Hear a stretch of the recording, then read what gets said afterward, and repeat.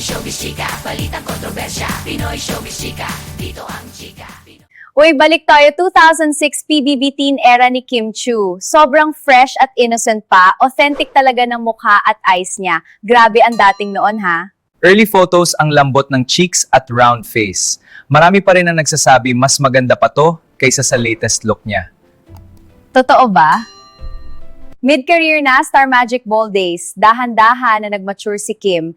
Pero tanog ng marami, mature lang ba talaga o may iba na nangyari sa fest?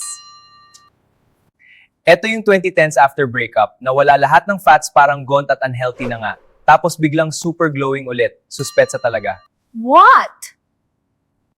Tingnan mo yung eyes. Dati soft at innocent, ngayon sharp na sharp. Halatang halata, eyelid surgery ba to? Aminin na kasi.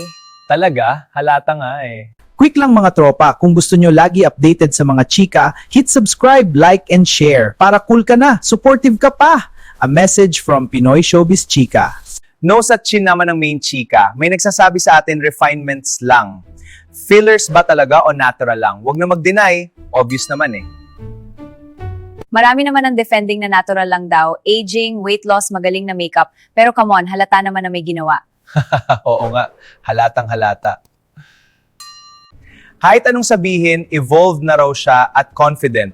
Pero iba naman ang nagsasabi, tinakpan lang yung original face niya. Ano ba talaga?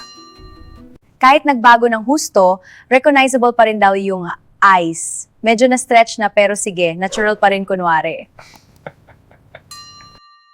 Mix talaga ang chika sa Reddit thread. May curious, may brutal, lahat gustong malaman ng totoo. Walang filter ang mga comments ha.